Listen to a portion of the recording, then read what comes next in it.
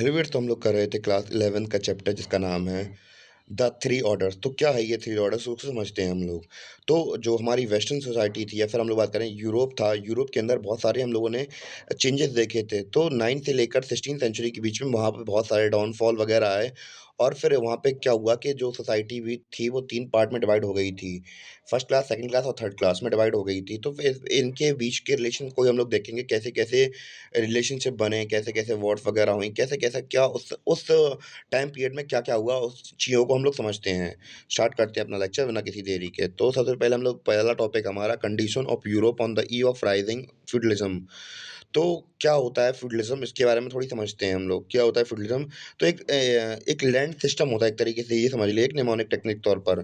जैसे कि क्या होता है कि एक राजा होता है, मान के चलिए, ठीक है? और उसके कंट्री के अंदर कुछ इंपॉर्टेंट लोग हैं, तो वो क्या करेगा, अपनी बड़ी-सी जो ज़मीन है, वो अपने उन ज बड़े-बड़े लोगों को दे देगा और बदले में क्या डिमांड करेगा कि भैया हमें आपका मिलिट्री सपोर्ट चाहिए। तो ये सीन होता है हमारा फ्यूडलिज्म के अंदर।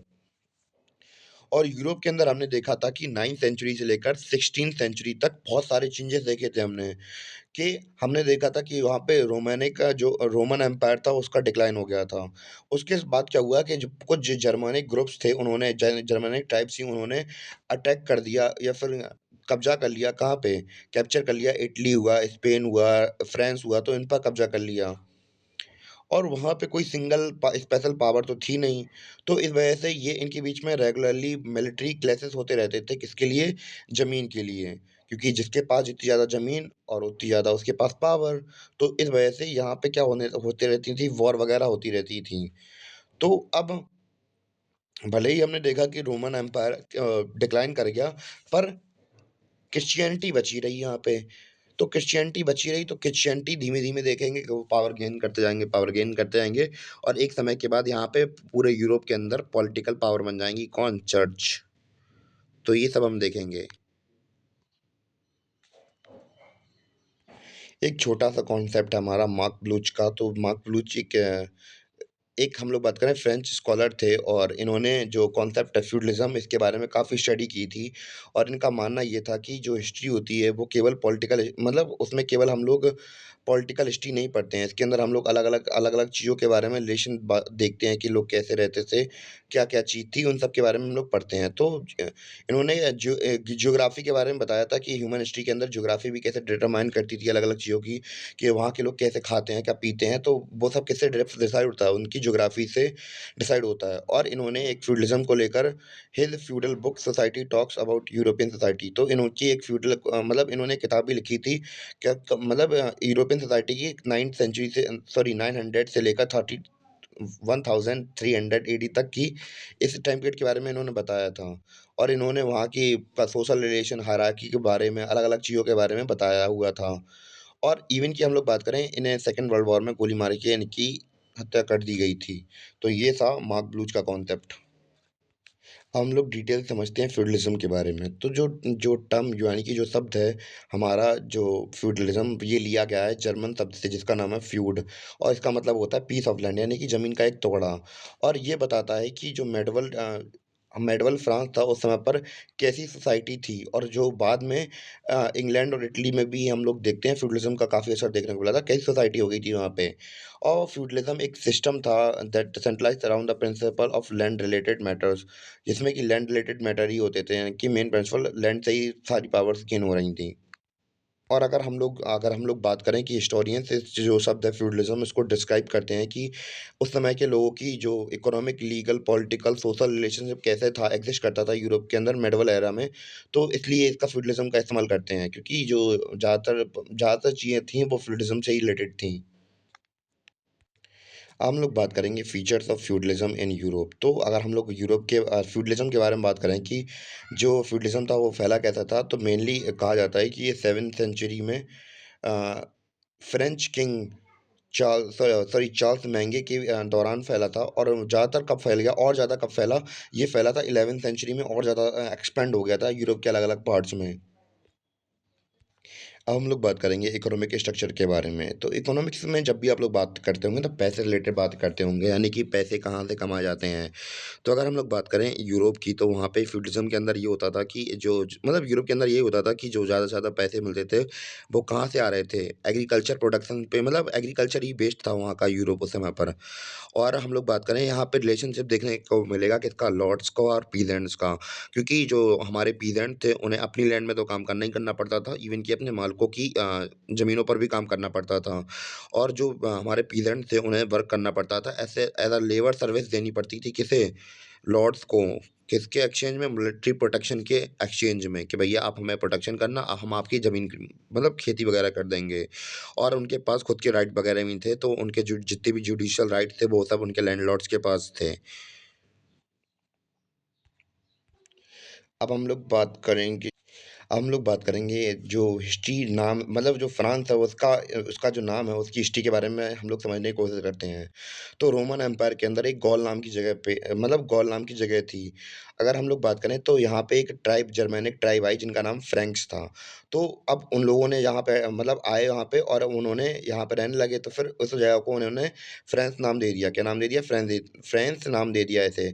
और यहाँ पे फ्रेंच राजा राज करने लगे। और भैया वो लोग क्रिश्चियन थे, तो इस वजह से वो क्रिश्चियनिटी से जुड़े रहे। और जैसा कि हमने देखा कि इनका फ्रेंच और क्रिश्चियनिटी का रिलेशन अच्छा था, तो इस वजह से इन दोनों ने अपने रिलेशन अच्छे बढ़ाए। और क्या हुआ कि सन 800 में क्या हुआ कि जो पोप थे, उन्होंने किंग चार्ल्स मैंग को क्या दे दिया, टाइटल दे दिया किसका, होली रोमन एम्परर का। तो जिससे कि ये हमारा सपोर्ट कर सकें। तो ये देखने को मिल रहा है कितनी भैया एक दूसरे के साथ गठबंधन देख रहे हैं, कितना भयंकर भयंकर करते थे लोग पहले के समय। और हम लोग बात करेंगे कि कुछ जहाँ पे आइसलैंड थे, जैसे कि इंग्लैंड हुआ, स्कॉटलैंड हुआ, तो एक ड्यूक ने क्या किया कि फ्रेंच प्रोविनेंस से वो इलाके छीन लिए। तो ये सब हमने देखा था किसकी हिस्ट्री ऑफ ये हमने देखा था the history of the name French के अंदर, इस टॉपिक के अंदर हम लोगों ने इतनी चीज़ें देख ली। अब हम लोग बढ़ते हैं अपने जो मेन टॉपिक है उसके ऊपर।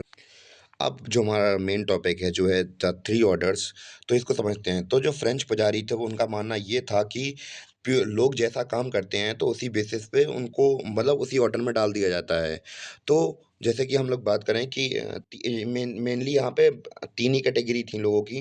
पहली थी the clergy, the nobility and the peasantry. Nobility मतलब वही राजा महाराजा के अंडर में काम करने वाले, क्लर्जी मतलब चर्च वगैरह का सीन रहता है, और पीजेंट्री तो आपको पता ही है, किसान जो हमेशा जिन्हें बेवकूफ़ बनाया जाता था हमेशा से, और आज भी बनाया जा रहा है, क्योंकि लोग पागल बना देते हैं उन्हें बहुत बार ऐसी पॉलिसीज़ लाके, या फिर मैं इंडिया की बात नहीं कर रहा, पूरे वर्ल्ड में कुछ जो गरीब लोग होते हैं उनका मज़ाक हर सरकार उड़ाती है, कुछ-कुछ नहीं उड़ाती हैं।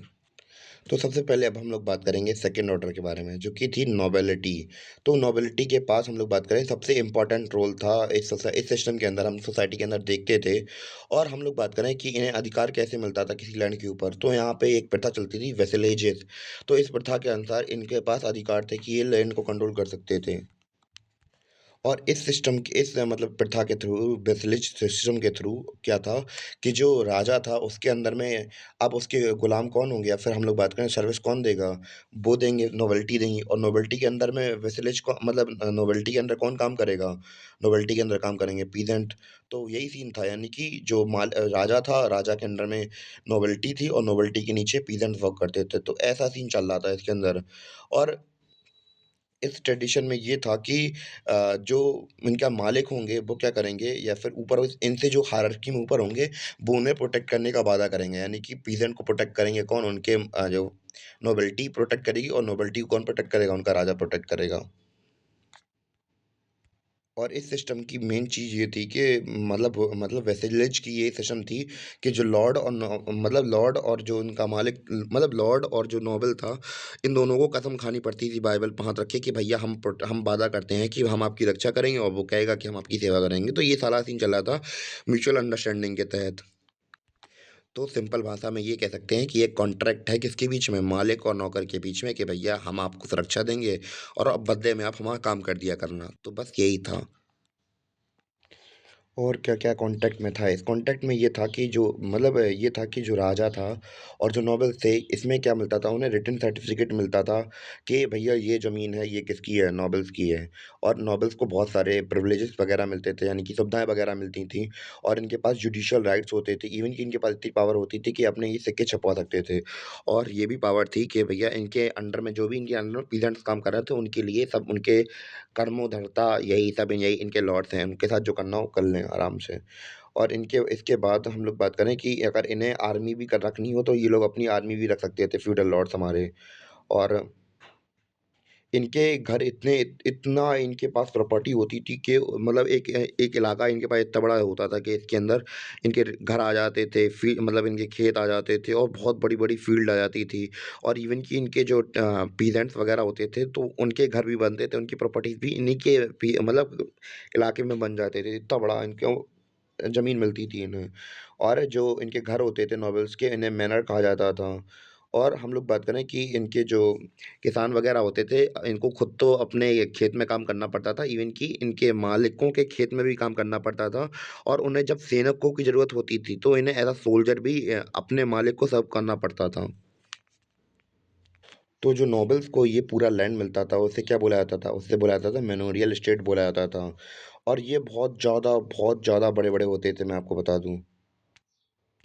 और एक तरीके से कहा जाए तो एक देश की तरह काम करते थे। मतलब अगर आपको कुछ भी बनाना हो, यहाँ पे पीज़ेंट्स थे, ब्लैकस्मिथ थे, कारपेंटर थे, मतलब अगर जो घर के अंदर कोई दिक्कत आ रही तो भैया प्लम्बिंग का सामान हो जाए। और छत खराब हो गई, भैया बढ़ई को बुलाने, मतलब छत खराब हो गई तो सही करने वाले को बुलाना ही, वो तुम्हारे घर में खुद काम करता है। और अगर आप घर में कुछ जूते भी खराब हो जाए तो उसके लिए भी एक बंदा रखा है। मतलब हर चीज़ के लिए नौकर रखे थे। इतनी बड़ी ज़मीनें होती थी इन लोगों के पास, सेल्फ सफिशिएंट थी एक तरीके से कहा जाए तो।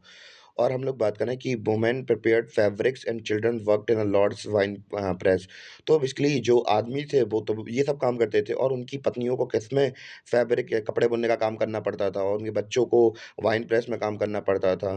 और हम लोग बात करें कि इतने बड़े-बड़े होते थे कि इनके वहाँ पे जंगल भी थे, इवन कि आप लोग सोच के देखिए कि इतनी बड़ी लैंड थी उनके भी, जो एस्टेट के अंदर घर तो थे ही थे, इतने लोग रह रहे हैं, इवन कि जंगल भी थे। तो वहाँ से जो मतलब ल जंगल से लकड़ी काट के लाना, इन सब का काम यही होता था। और वहाँ पे लॉर्ड्स वगैरह हंटिंग वगैरह भी करते थे उन जंगल के अंदर। और हर एक स्टेट में चर्च होते थे और वहाँ पे एक कैसल भी होता था जहाँ पे नाइट्स रहते थे। तो नाइट्स एक्चुअली कहा जाए तो एक नई क्लास थी जो कि उभर के आई थी। तो नाइट्स का काम क्या था? एक तरीके से योद्धा थे ये। इनका काम था अपने लॉर्ड्स की सेवा करना। यानी कि अब ह हायरार्किकल सिस्टम कैसा बन जाएगा? राजा के नीचे नोबल्स, नोबल्स के नीचे नाइट्स। और जो नाइट्स का काम था वो क्या था? नाइट का काम था सुरक्षा करना। या फिर ये लोग ट्रेनिंग लेते थे बहुत कड़ी-कड़ी। अब हम लोग डिटेल से चर्चा करते हैं नाइट्स के बारे में। तो नाइट्स के बेसिकली वहाँ पे हम लोग देखते थे कि लोकेलिटी के अंदर वॉर वगैरह होती रहती थी छोटी-मोटी। तो अब इनका ये काम था कि अब ऐसी सिचुएशन ज़्यादा बार-बार नहीं थी।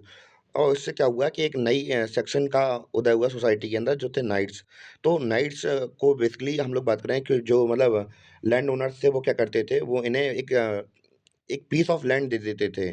और इनसे उसके बदले में इन्हें क्या करना पड़ता था, उसके बदले में इन्हें एक छोटी-सी फ़ीस देनी पड़ती थी। और सॉरी, मैं आपको पहले बता दूँ कि जो लैंड मतलब जो लैंड देता था लैंडलॉर्ड इन्हें, नाइट्स को, उसे फ़ीस बोला जाता था। ये बहुत ज़्यादा इम्पोर्टेंट वर्ड है, इसलिए मैंने आपको अपनी बात को रोक कर ये बता दिया। और जो मतलब जो नाइट लेता था फ़ीस उन्हें मिलती थी, इसके बदले उन्हें छोटी-सी फ़ीस देनी प मतलब रेगुलर फ़ीस देनी पड़ती थी और वादा करना पड़ता था कि जब आपको ज़रूरत होगी तो हम आपकी वॉर में मदद करेंगे। और ज़रूरी नहीं था कि एक जो नाइट है, वो हमेशा एक लॉर्ड को ही सर्व करे, यानी कि वो एक से ज़्यादा लॉर्ड्स को भी सर्व सर्व कर सकता था, यानी कि उसको सर्विस दे सकता था। भैया आपको सोच के देखिए कि 2 लॉर्ड्स हैं, मैं एक एग्ज़ाम्पल दे रहा एक फ़नी वे में, कि एग्ज़ाम्पल लीजिए कि 2 लॉर्ड्स हैं, ठीक है? और दोनों के बीच में दुश्मनी हो गई और ये दोनों के लिए काम कर रहा है, तो किसकी तरफ से लड़ेगा? धर्म संकट में। अब हम लोग बात करेंगे फर्स्ट ऑर्डर के बारे में, जो थी क्लर्जी। तो क्रिश्चियन यूरोप में जो बिशप्स वगैरह होते थे या फिर क्लर्जी होते थे कि वहाँ के चर्च के, तो उन्हें उन्हीं को क्लर्जी कहा जाता था। और ये थे हमारे क्या, they made the first order of the feudal society, यानी कि फर्स्ट ऑर्डर से बिलॉन्ग करते थे। यानी कि क्लर्जी, यानी कि ये राजाओं से भी ऊपर होते थे। और हम लोग बात करें कि इनका, वही मैंने आपको बताया कि ये सब राजा मतलब वेस्टर्न चर्चेस में और इवन कि हम लोग बात करें रोम में रहते थे और ये राजा से भी ऊपर होते थे और Catholic church was the most dominating body which did not depend on king यानी कि जो कैथोलिक चर्च थी वो सबसे डोमिनेंट बॉडी थी और जो कि राजा के ऊपर भी डिपेंडेंट नहीं थी। और इवन कि इनके पास खुद के लैंड्स होते थे और ये राजा के थ्रू टैक्स कलेक्ट नहीं करते थे, खुद से मतलब अपने टैक्स खुद कलेक्ट करते थे। और हम लोग बात करें हर एक चर्च हर एक गाँव में अप्रॉक्स एक चर्च होती थी, जहाँ पे लोग संडे को प्रेयर करने के लिए आते थे। और हम लोग बात करें कि मतलब जो आदमी प्रीस्ट होता था वो कभी शादी नहीं कर सकता था। और इवन कि जो आम लोग होते थे यानी कि जो गरीब लोग होते थे मतलब जो नॉर कॉमन लोग थे वो कभी भी प्रीस्ट नहीं बन सकते थे। और उन लोगों का क कहा ग क्या कहा गया है मतलब कॉमन लोगों को कहा गया है, सर्व्स कहा गया है। और इवन कि जैसे कि हम लोगों ने देखा नॉबल्स के पास अच्छे-अच्छे मैसन्स वगैरह थे, तो इनके पास भी बड़ी-बड़ी ज़मीनें थी और ये लोग भी ग्रैंड पैलेसेस यानी कि बड़े-बड़े राजमहलों के अंदर रहते थे। कौन फर्स्ट एडर के लोग, क्लर्जी के लोग। और अगर चर्च की बात की जाए तो चर्च हम लोग बात करें 1/10 पार्ट लेता था मतलब किसी भी किसान ने अगर इनकी ज़मीन पे खेती की है तो उसको टैक्स कितना देना 1/10% हिस्सा देना पड़ेगा अपने प्रोड्यूस्ड का और उसे टीथ बुलाते थे। और हम लोग बात करें इससे चर्च को बहुत सारी मतलब और चर्च को बहुत सारे डोनेशंस मिलते थे किससे अमीर आदमियों से। और हम लोग बात करें कि जो हमारे क्लर्जी के लोग थे, ये जो फ्यूडल नॉबल्स थे, उनकी कुछ कॉपीज़ मतलब कुछ उनकी प्रथाओं को कॉपी करते थे, कुछ रिचुअल्स को कॉपी करते थे। जैसे कि जो टर्म है लॉर्ड फॉर गॉड, ये भी उनसे ही लिया गया है। अब हम लोग बात करेंगे अपने अगले टॉपिक मॉन्क्स एंड मोनास्ट्रीज़ के बारे में। तो बेसिकली ये फ्यूडल सिस्टम के अंदर क्रिश्चियनिटी के अंदर ये लोग भी आते थे, पर ये लोग बिल्कुल अलग और मतलब ऐसी जगह रहते हैं जहाँ पे को बहुत से कम लोग आते-जाते हों। और ये लोग हम लोग बात करें कि कहाँ रहते थे? जो लोग रहते थे एबीस या मोनास्ट्रीज़ में रहते थे। यानी कि जो जहाँ इंसान रहते थे उससे बिल्कुल हट के रहते थे। और ये ज़्यादातर टाइम अपना पूजा करने में बिताते थे और पढ़ने में बिताते थे और इवन कि अपने लिए खेती वगैरह भी करते थे। और अगर हम लोग इनकी लाइफ के बारे में बात करें तो ये जो पुजारी होते थे तो वो उन पुजारियों से थोड़े अलग होते थे। और इवन की बात करें तो ये आदमी औरत दोनों के लिए खुले थे। और औरत के पास भी मतलब औरतों के पास भी मतलब ऑप्शन था कि वो लोग नन्स बन सकते थे। और हम लोग बात करें मतलब ये अलग-अलग बनते थे मतलब एवरी सिंगल सेक्स कम्युनिटी थी यानी कि कहने का मतलब ये है कि एक तरफ मतलब एक एक एरिया बना देंगे उसमें मेल रहेंगे और एक एरिया बना देंगे उसमें फीमेल्स रहेंगी।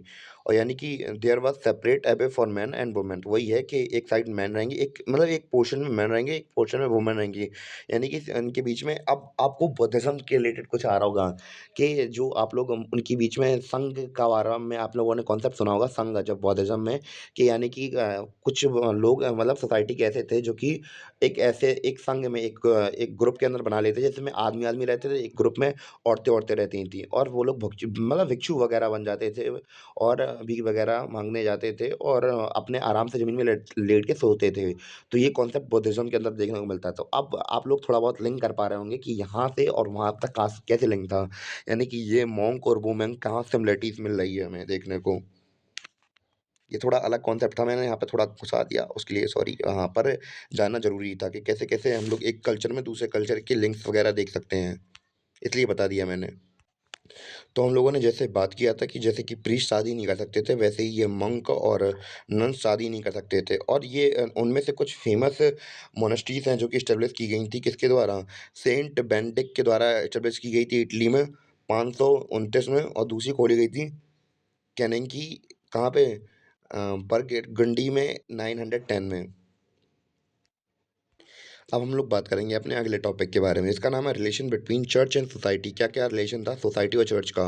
यानी कि जो इम्पोर्टेंट इवेंट डेट्स होती थी तो उनको कौन डिसाइड करता था? चर्च ही डिसाइड करते थे। जैसे कि हम लोग बात करें ईस्टर डे और क्रिसमस और ईस्टर डे इम्पोर्टेंट डेज़ बन गई कब से 4th सेंचुरी से।